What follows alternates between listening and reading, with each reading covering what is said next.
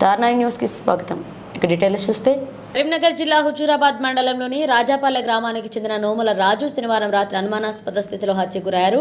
Huzurabad ACP Srinivas, G-town సే Tirumala Goud, SI anus సంఘటనా స్థలానికి చేరుకుని పరిశీలించి నోముల రాజు హత్యకు గురైనట్లుగా గుర్తించారు. మంచంపై విగతజీవిగా ఉండగా అతని నుదుటిపై ఆయుధంతో కొట్టి గాయాలున్నాయి. ఇక మంచం చుట్టూ రక్త మరకలున్నాయి. గొడ్డలితో గాయపరిచి చంపి ఉంటారని పోలీసులు అనుమానించారు. ఇక మృతుని తల్లిదండ్రులు, సోదరుడు అంజీలను అదుపులోకి తీసుకుని పోలీసులు విచారిస్తున్నారు.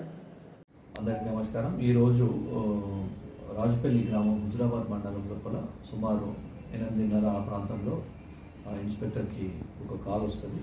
దాంట్లో నోముల రాజు అనే అటువంటి వ్యక్తిని కొంతమంది వ్యక్తులు చంపి ఇంట్లో వేశారని చెప్పి ఇన్ఫర్మేషన్ మీద వారు అక్కడికి వెళ్ళి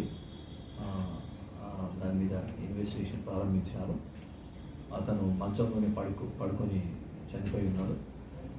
దాని మీద పూర్తి స్థాయిలో ఇన్వెస్టిగేషన్ అనేది జరుగుతున్నది. సో దీంట్లో కుటుంబ సభ్యుల ఇంకెవరైనా అనేది పూర్తి వివరాలు మేము సేకరిస్తూ ఉన్నాం.